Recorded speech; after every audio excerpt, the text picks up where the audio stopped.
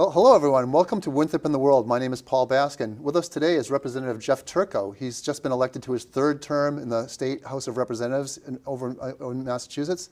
Welcome, Representative Turco. Thank you very much. Thanks for the opportunity to join you today. Well, I'm glad to have you. So maybe one of the first questions I want to know is, you're a Democrat. I am. Who did you vote for in the presidential election this year? I cast a blank ballot. Why is that? I found her, the Democratic nominee, to be exceptionally unqualified, and I found the Republican nominee to be exceptionally objectionable. Okay, maybe just won't go on too long, but maybe a word or two. What specifically comes to mind when you say that? Well, with respect to him, I mean, I think his persona, I think the way he talks to people, is not how I tell my kids that they should be talking to people and how they should be treating people. The silly nicknames and things like that, I just find highly objectionable, amongst a whole host of other sort of personal apparent defects. And I think the vice president ran a terrible campaign. I think the fact that she was unwilling to make herself available, didn't give one press conference in a 100-day campaign. I think the way President Biden was forced out with sort of a palace coup, I think was lamentable on behalf of the party and was the real threat to democracy. Understood, okay. So here in Winthrop, as you know, 3A, which... A little less heady issues now. Yeah, well, not for us, it seems like, in town, because it's been something that's been preoccupying a lot of the political town for several months now. 3A, for people who don't remember or don't know, is the MBTA Communities Act. It essentially requires cities and towns in and around Massachusetts, in and around Boston, with the exception of Boston, to rezone in ways that encourage more housing around T stations or bus lines. You're opposed to it. I am opposed to it. What's your rationale there? I think that it's a terrible, heavy-handed, one-size-approach-fits-all approach by the Commonwealth. It doesn't recognize the successes the community has. It doesn't recognize the density of communities like Winthrop. And in the utter unfairness that the city of Boston, whose population is 125,000 less people today than in 1950. Actually, to be accurate, 124,000 less people per the U.S. Census. When you compare 1950 U.S. Census to 2020, why Boston would be exempt from this thing if it's such a panacea to solving the problem, I think is just wholly unjust. The fact that this was passed in the wee hours of the morning without debate, without discussion, without warning to communities, without the opportunity for communities to be heard, I think is just a terrible way to legislate, and I think it's a terrible policy. Is there any actual talk of redoing that vote? No, I think the leadership, the leadership in the governor's office, as well as in the House and Senate, the leadership all support this. They think that this is going to somehow solve the problem that they've decreed in terms of the housing crisis, so-called. And so right now, I am not optimistic that legislation will pass to change it. But I think that as more communities rise up and speak out against it, and frankly vote against it, I think that that's going to force policymakers at the state level to say, is this the right approach? So I understood that in a lot of situations, but as you pointed out, that in Winthrop, we actually have enough density to meet the law, and the law seems to accommodate that by the fact that it lets Winthrop take credit for areas of the town that already are fairly dense. And the plan that was put forth to the town council actually wouldn't add any housing units at all in Winthrop. So doesn't that actually take into account a situation like Winthrop, which is already dense, and therefore it's not really any harm for it to say yes to it? Well, I don't think that's correct. So, for example, the town went to, Senator Edwards and I had a meeting with Secretary Augustus and some of the town leaders. We met in Boston at the Secretary's office. We talked about Winthrop should get credit for some of the stuff that it's already done and that it's been doing. And so they came back and ultimately said, yes, we're going to give you credit for a couple of hundred units. But one of the things they've done now is say, well, we want you to change your requirements in the Center Business District. We don't want you to have parking requirements. We want you to change the definition of family. So when you're renting units, you can't have an ordinance that says a family is three or four or more unrelated people living there. They essentially want to, they don't want to just talk about multifamily zoning. Right. They want to totally transform our community. And let's face it, the position we're in vis-a-vis Boston and Revere, I mean, we're the community where developers are going to come and try to use their money to influence and to win the day. They're not going to go to Wellesley. They're not going to go to Weston. They're not going to go to Dover or Sherborne.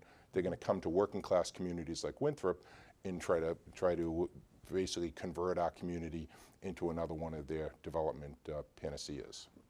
Understood, but the planning board of Winthrop and in fact the town council president of Winthrop, who's not a supporter of 3A, have both said that because of the way they are handling the zoning, there will not be any new housing required in Winthrop. Are they wrong about that? Well, no, I think in order, but let's be clear, in order for the town to be compliant with the 3A guidelines, the town will have to change the center business district, which has nothing to do with 3A. It's not in the 3A zone, according to the planning board's plan, but yet the executive office has reached its hands into our center business district and said, you shall do this, you shall change it with respect to parking.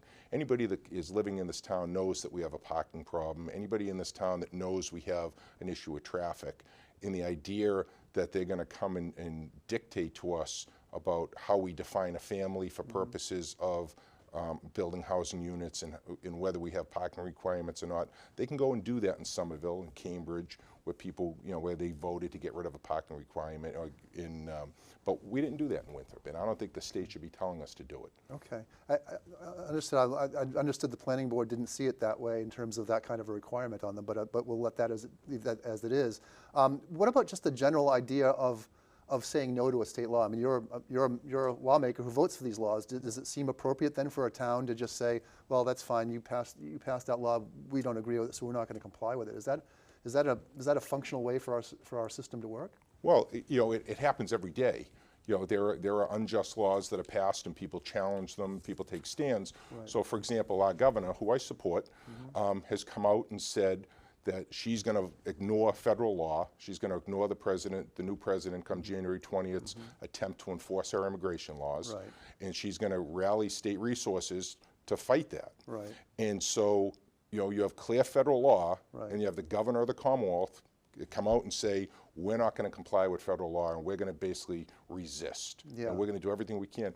So when the federal government then turns around and says, well, we're going to withhold grant money from you, right, it'll be kind of ironic to hear people at the state level saying, oh, this is outrageous that Washington's holding back money from us because we won't comply with the law. Right. But yet they're trying to do that to towns like Winthrop and another 176 other communities in the Commonwealth. Right. Not all 351, just 177. Right. So no, that's good. It's a great analogy, and it'd be a good discussion to get into, and maybe we should do that at some point. But just back on 3A though, yeah, if that's the position of Winthrop, is the proper way to handle that is to violate the law and potentially subject the town to losing all this grant money, or is the way to handle it maybe to basically do the way the law was passed, which is lobby for a change and get a change through the legislature and then move on from there? Well, a couple of things I would say to that. One is, it's hard to take seriously the Commonwealth's heavy-handed approach on communities when they themselves apparently have violated the law. We have a regulatory system in Massachusetts which says when an executive office, when a state agency passes regulations, that they have to go through a process. And they have to do cost-benefit analysis, they have to do fiscal impact reports. In the Executive Office of Housing Livable Communities said, well, we don't have to comply with any of that. We're going to create, instead of calling them guidelines, we're going to call them, or instead of calling them regulations, we're going to call them guidelines. Right. And the Supreme Judicial Court of the state in the Milton case, that was a central point of the argument was, well, you didn't comply with the law, and this really is a regulation. You can call it whatever you want, but it is, for all intent and purposes, it's a regulation. So the same people at the state level who are arguing that Winthrop will become non-compliant come December 31st, they're the same people that are defending their own violation of the law. And so again, now maybe we'll see what the Supreme Judicial Court of the state has to say about how they've handled this, how they've enacted these ever-changing guidelines. Right. But I mean, I've had discussions with people at the Secretariat and said, well, if you support this, the whole paper compliance concept, if if this is not, the Secretary said, this is not about building, it's about zoning. So I said, at the end of the day, if 177 communities zone as you wish, right, but they build nothing, will that be a success? He said, of course not. We need 200,000 more units. Right. And so this is about building. We shouldn't disabuse ourselves of that.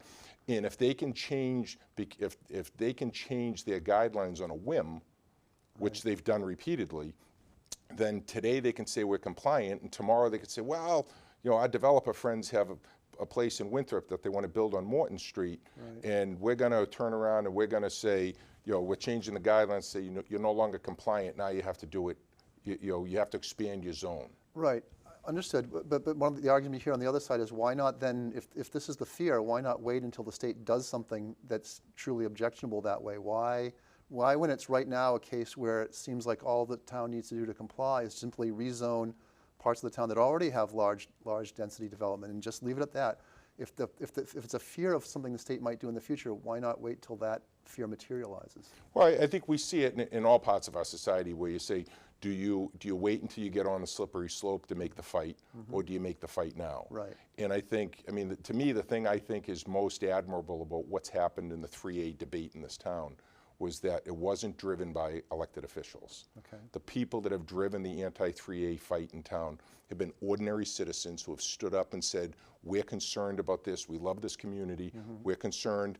On the same side, there are people that are on the pro-3A side that they have the same feeling and they've done it. And if you notice, really, elected officials have kind of, I made people clear where I stood, that I was opposed to it, but I didn't go to town council meetings and urge the council to vote one way or another, because I thought, let the people have their say in this debate, and then let the town council members, exercise their conscience and vote the way they deemed fit, and they did.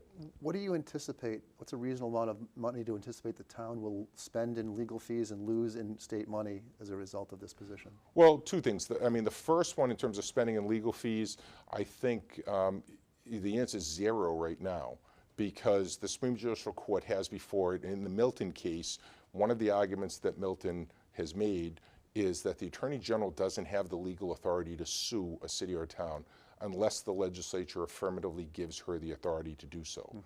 And in the 3A law, there is no authority giving the Attorney General enforcement authority to do it. So I think, she hasn't taken action, to go out and crush Winthrop like she wanted to crush Milton,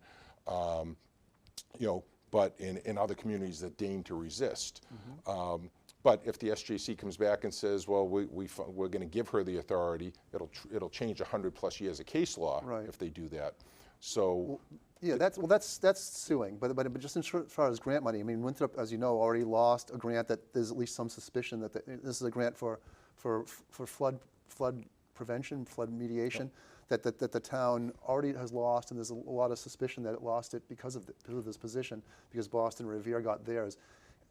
So I'm getting at, so how much money do you think potentially the town is facing a loss in terms of state money here? But let me talk to you about that grant first, because I think that's important. Is the people that are supporting 3A, for some of them, not all, because some of them are good people, honest brokers in this, but some of them will spread any fear and misinformation to support the pro-development community. And so on that grant, Winthrop is not in compliance until December 31st. So we are fully compliant with 3A until December 31st, when the guidelines become mandatory at that point for us. And so to suggest that the governor, who came to Winthrop, and actually technically came to East Boston, to the Marsh, and announced the MVP2 grant program, had our town manager, Tony Marino, be the MC of the event, all Winthrop elected officials there talking about the grant and how she's going to work to save the Marsh, to suggest that she would penalize Winthrop before it's even non-compliant, I think is disrespectful to the governor, and I think it's a cheap political tactic by the people that want to support 3A to say, look at all these bad things that are going to happen. Just like they've turned around, they said, well, the override for the schools failed because the anti-3A people. It's try to win the argument on the merits, not on supposition. I understood. That's fine. But again, on the question of how much money is the town, do you think, based on your expertise and knowledge of the situation, likely to lose in state money as a result of this position if this continues on? Well, I think the town would have to tell me. They apply for grants. They sometimes ask Senator Edwards and myself for letters of support. Sometimes they don't for the particular grant, depending if that's a requirement to the grant. They have legislative support.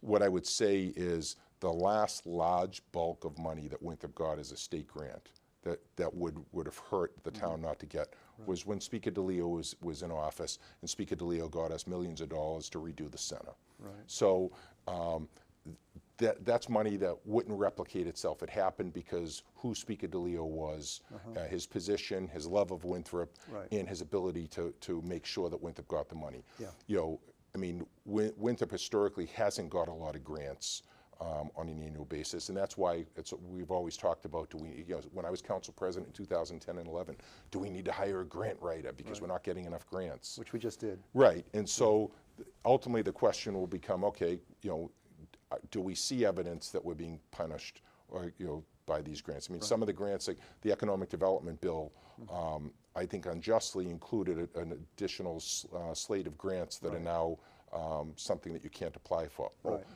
Which you voted for. Which I voted for the bill, because like all bills, you get bills that 90% of the bill or 80% of the bill you agree with, and you vehemently disagree at 10 or 20%. Right.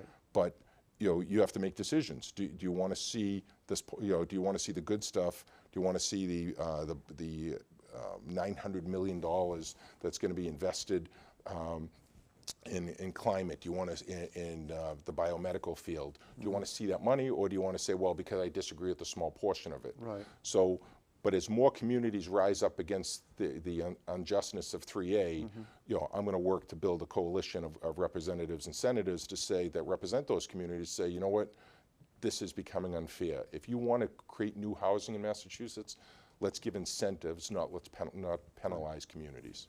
So you mentioned congestion in town, and that's also has come up in the context of 3A, because obviously the whole point of 3A, if it were to work the way it was intended, which is to get more housing around areas where there's transit.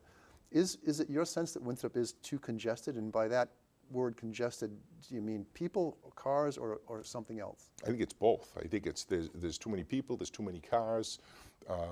We've talked about cars on the road versus bikes and even transit.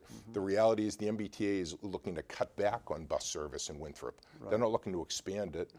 Thanks to Senator Edwards and myself's effort, working with the town manager, and again with the support of the governor, the ferry has been taken over by the MBTA. That's a good thing for Winthrop. If we can work to try to expand that service, obviously that'll be a good thing. But that's seasonal right now. We got to figure out, is there a way to make it a year-round service and make it reliable so people get used to it and can use it? Right. The blue line is right there, but when you're talking about cutting back bus service and you're going to cut off the point, to bus service, well, I mean, that's it's hard to take them seriously when they say, well, you're an MBTA community and you get all these benefits, but we're going to take service away from you and then demand that you add more residents.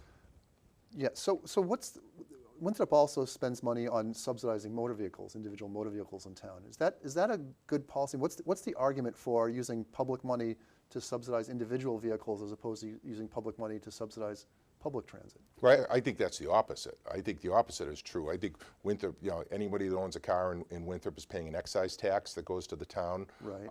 That goes towards roads. Right. Anybody in Winthrop that has a car is paying. Most people are paying for a parking permit for the town. $5 for no service. I mean, just for the privilege of parking on a public street.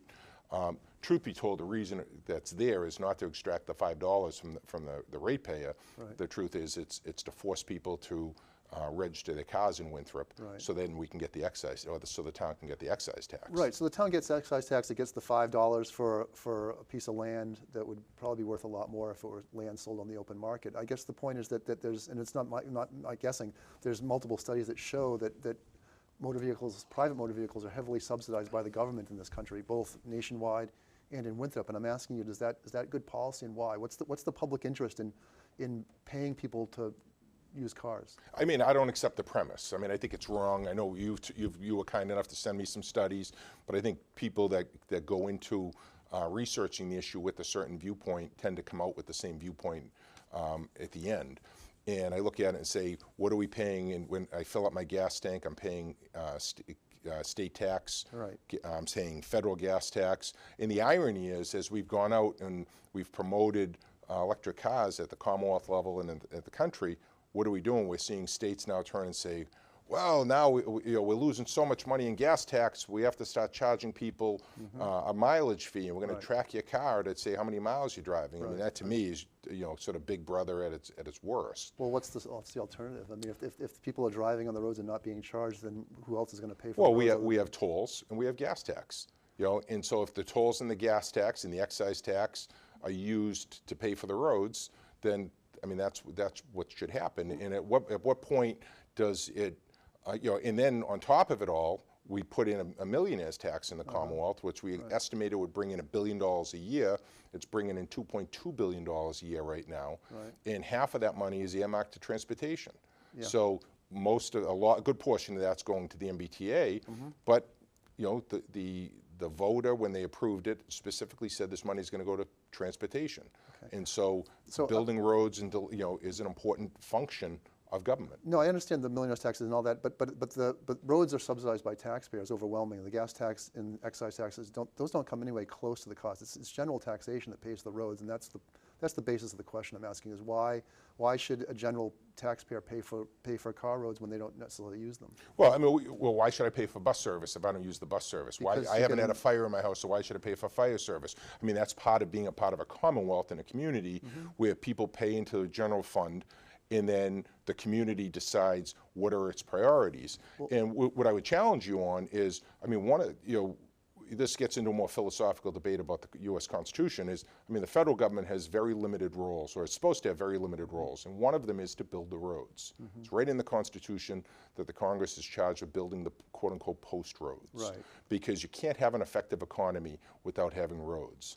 And so you can say that, well, the roads are for cars, but you can't deliver mail, and have an economy that's booming unless you have roads that are effective. In addition, I mean, one of the reasons, I mean, if you remember the interstate transportation system, how was it funded? It was funded out of the Pentagon budget by President Eisenhower as a national defense mechanism. So part of the reason we spend money on roads is for defense. Part of the reason we spend money on roads is the constitutional obligation to make sure we have a postal service that can deliver mail. And then we're not going to build roads and say, but now you can't drive cars on them. Well, no, but the question is, should that be the only purpose of them? In this town in particular, that's the only purpose of the road is for driving cars. There's no other option in this town. I see people driving bicycles on the road, and I mean, I don't think they need a separate bike lane. I think they can ride in with the speed limit's low enough if we're complying with the law that I think people can, and I think most drivers that I've seen without bike lanes are respectful of people riding their bikes. All right, longer discussion. I'd like to maybe we can do it again. I do want to ask you certainly about the school situation in town. So there was the override, as people know, this law in Massachusetts called Prop 2.5, where in order to raise your annual taxes by the town more than a certain percentage a year. 2.5%. Yeah, there you go. that you have to get an override. You have to get special permission of the voters. In this case, the schools here asked for almost $5 million extra. Then the town voters said no to that. What's your situation? Your thoughts on that? I'm glad I'm not a local decision maker, but no, I have great faith in our superintendent. I think we have one of the best superintendents in the Commonwealth. And Lisa Howard, I think the work she does is great. She's 1,000%. Every time you talk to her about the schools, it's about how do we educate our kids. And if the superintendent is coming out saying that she needs this money, then I think we've got to do a better job of selling it. I was surprised at the result. I didn't think it would pass overwhelmingly, but I thought with the presidential election, with the number of people coming out to vote for the vice president, that I think Senator Warren got nearly 70% in town. I thought for sure that would translate into an affirmative vote. But I think people also vote with their pocketbook. And all the talk about, do we need a new fire station? Is that coming down the pike again? How much money do we need? I don't think all these teacher strikes, illegal teacher strikes, have helped the discussion too, because I think that's caused a lot of frustration with voters. As well. But I believe the superintendent when she says we need the money, and I know they're going to come back at it in the spring, and hopefully we can make a better case to the voter about why this isn't a want, this is a need. Can you do that in a minute? Why is that? I mean, why, if I'm or any citizen of town who doesn't have children in the school system, what's the argument for why I or anyone else should have voted for the override? Well, I mean, a couple things. One is, in the minute or less, is First of all, I have 6 kids. They all went to Catholic school, though, but I still support the schools. Why? Because your property value is dictated by the quality of your schools. When people are looking at, when I was council president, I would go and sit every quarter with a bunch of realtors in town to get a feel for what are they hearing out there. And consistently, realtors would talk about people are looking to come into Winthrop or leave Winthrop based on their perception of our school system. And so, it's really critical as you're trying to bring people into the community and or keep people to stay here. Then you need to figure out how do you build up your schools. So when I served on the school committee, one of the things that we did as the town council president was we made full-day kindergarten free. Why? Because we wanted to make a statement to people that we value public education and we want your kids, you shouldn't be paying a couple $1,000s a year to send your kid to pre-K or into early kindergarten in Winthrop. We lowered the athletic fees because we didn't want to make it a financial barrier for working class families to be able to send their kids to the schools. And that brings support for your school district when you do that. So I think that's really, the simple reality is that, the message to the public would be, we get it. Our utility bills are up. Our food bills are up. Our gas bills for our cars are up. It's very difficult, but they're also up for the school system. And so our wages go up. All our expenses go up. And so now you got to sit there and you say, okay, when all of these things are going up, and the amount of money that can go to your school district is capped under 2.5 by that 2.5 levy, then you have to ask yourself, what do you want to cut? Do you want to cut sports programs? Do you want to cut, various electives? Do you want to increase class size? And those are good. Those are discussions that should be had. I mean, I went to a public school in Revere. We had 30 kids in a class. I think I got a great public school education. You can have a discussion about that. But at the end of the day, I think we have to do we have to do a better job of explaining to the public that while this will hurt you financially, because it'll cost you, the average homeowner, an extra $1,000. The devastation to the schools without it will be even worse. Sure. Okay. Well, maybe that will get explained more in the coming months as that vote comes up. Another thing where there's a potentially huge cost for people in this town. This is obviously a low-lying town, surrounded by ocean. That's why it's a great place to be. But it also comes with real costs. And we've been told now that the Morton Street, as we talked about, which is probably one of the areas in most imminent concern in this town, is going to cost maybe $12 to $17 million to build a berm to protect it. Is the problem that represents for this town, not just in that location, but all around the town, is it sufficiently understood, you think, by the people in this town in terms of what it's really going to cost them and what needs to be done, and sort of a big picture assessment of what we're looking at here? No, I don't think the public has any idea about how much those things will cost, and I think we're in the middle of sort of a big internal policy debate as a Commonwealth. So, for example, in the Riverside area of Revere that I represent, Congresswoman Clark was able to get a $3 million earmark to build a vegetative berm along the water, along the Pines River, to protect the neighborhood, which they used to flood once every 5 years. Now they flood 5 times a month during the summer or during the season. And so, but the residents down there said, we don't want a 4.5-foot vegetative berm that's going to obscure our views.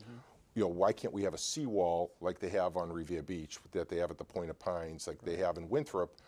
And now there's a big debate where Massachusetts law says, well, we're not going to build new seawalls.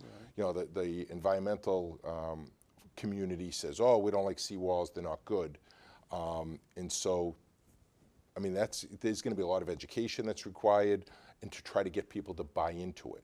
Because, for example, again, on the Riverside, they have said to the mayor and the city, we want you to reject the money from the federal government. We'd rather have nothing and continue to flood than to have a vegetative berm that takes away our access to the beach or to the river and obscures our views. So what do we need to do to have that conversation more seriously and widely in this town, so people really get a feel for, if I live in a certain place, can I expect that the government will at some point buy out my house, or can I expect the government at some point will protect it somehow?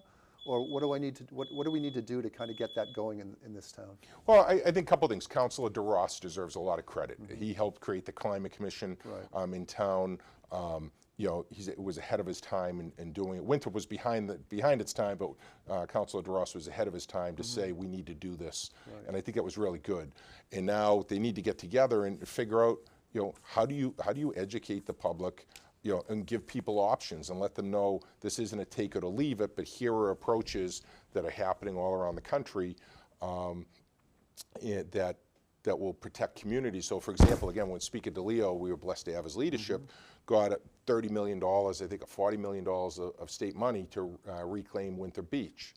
And some people say, well, yeah, there's a lot of rocks on Winthrop Beach, but at the end of the day, we had a beach that was, every time there was a nor'easter, would flood that area. Right. We haven't had flooding in that area because of the work that was done in that beach. And it's because Speaker DeLeo's leadership, of helping to make sure the money was available. So that's a challenge to Senator Edwards and I to make sure there's money available. Right. But at the same time, it took years to get, even with him being the Speaker of the House, it took years to get the final approval to do the reclamation of the beach. Right. Now we're dealing with Euro Beach, where DEP, and I think, frankly, some extremists at DEP are trying to basically say, we don't care about the homeowners.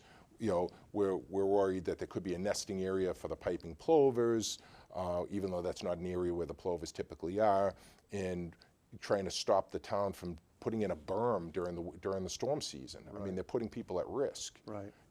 But that leads to a whole nother thing with the National Flood Insurance Program. Again, that could be our third show. Yeah, there's a lot. Well, there's a lot of complicated mixes, and I guess maybe worth just reminding on the question of 3A whether treating the state or responding to the state the way we're responding potentially hurts us in our flood position. Well, I think what'll be interesting is, don't forget, we've turned the corner now. We're coming into 2025. We're rapidly looking at the 2026 elections at that point.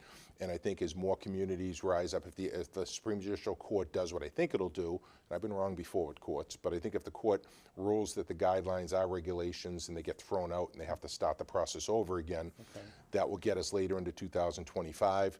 Then we'll be getting ready to come up to an election year. And I think at that point, the people, the governor and her team are going to have to make a decision. Do they want to turn to 30 communities that are resistant and say, we'd rather punish you, and if climate change is as big a concern as they say every day, then it's hard to take seriously them and then turning and saying, but we're going to deny you, climate resiliency grants. Right. So they're going to have to make a decision, I think, as they get into an election cycle to say what's more important.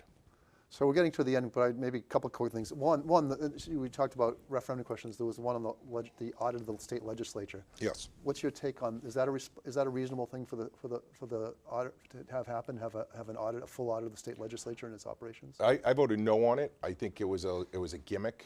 It is a gimmick, not was a gimmick, but it is a gimmick. Our books legislatively today, every resident of Massachusetts can go on open checkbook and look at every transaction that's spent, every dollar that's spent by the legislature is there, it's available. The auditor has a personal axe to grind with the Speaker and the Senate President. And so, she doesn't want to, when I've explained to people, I'm okay with auditors, we get audited every year.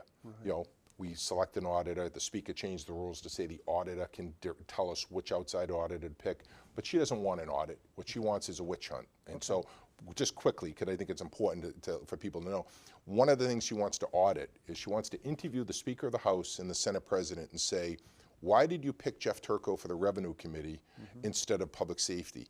Why did you pick Jess Janino for Vice Chair or Adrian Madaro for Chair of the Substance Use Committee instead of putting him at Ways and Means? Right. I mean, that's inherently not subject to audit. That's internal political discussions in there's very important separation of powers issues that are going to be decided by a court and not by us on that issue. So I can see where you can pick out examples like that, but I guess it seems like there's also in this state, a lot of people don't seem to trust the legislature and what it's doing. So is there any sort of middle ground here where there could be something that could be done? I mean, the state of Massachusetts, I believe, is ranked as one of the worst in the country in terms of public access to information. I don't know if you've seen that, but I mean, is that a problem fundamentally? And does something need to be changed here in how this works? Yeah, I mean, listen, I think we as a society have a problem right now with not just trust in government, but trust in institutions in general. Trust in the press is at its lowest level ever. The mainstream media is dying off because people don't trust it. And it's scary because now people are going in, to me it's scary because now people are going to getting their information on Twitter, on Facebook, and other web sources and these podcasts. And frankly, there's no way to sort of figure out what's truth and what's not. And so, I think we're in sort of a downward spiral where we all have to, it'd be nice if the auditor really cared about issues like this, if she came and said, look, let's come up with some suggestions on how do we fix this problem. And so again, the Speaker of the House saying to her, we've changed our rules so you can pick the auditor, but it'll be an outside auditing company. You can pick them. Okay. And for her to say, well, no, I want to do the audit, just goes to show it's not about getting the audit done. It's about her axe to grind.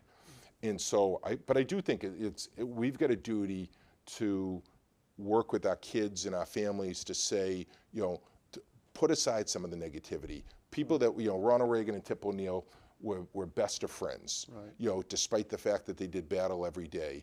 And I think it was Reagan who said, the guy that agrees with me 80% of the time is not my 20% enemy.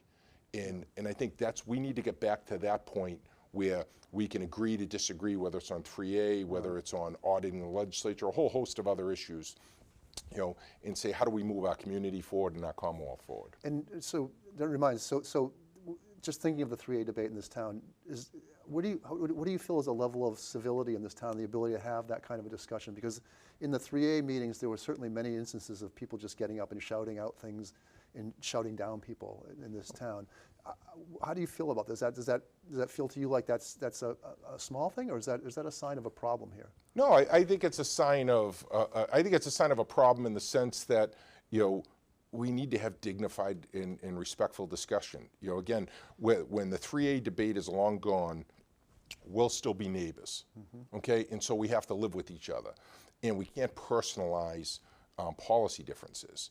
It's destructive to the body politic, it's destructive to the town, and so people on both sides, again, people on the pro 3A side that wrote spreading rumors that, the override failed because of the anti-3A. I mean, it's rubbish. It's insulting, and it doesn't do anything to win anyone over. Right. But people on the anti-3A side that go out and vilify somebody that takes, that's pro 3A. I mean, I actually had someone say to me, you talk to that person, they're pro 3A. I said, yes, I talk to people that I disagree with every day. I mean, that's part of what my job is. The people of Winthrop and Revere have given me the honor to serve on Beacon Hill, and I work every day with people that I probably disagree with on 70% of the issues on. But I find that 30% of the issues that we can work on to make sure that we bring money back to the town so we don't have to pay for a ferry, to make sure that we get more money in Chapter 90 to fix up the roads, to make sure we've had the largest, through the Student Opportunity Act, the largest increase in funding for our schools, ever in the Commonwealth, because working with people where we can find commonality on, rather than saying, well, we disagree on this 1% or 10% of a bill, well, we agree on the bulk of the bill, so let's work together and get it over the finish line. Terrific. Representative Jeff Turco, with that, thank you very much. Really great to have you. Paul, thank you very much. This was great. I look forward to number 2 and 3. Thank you. All right. Good.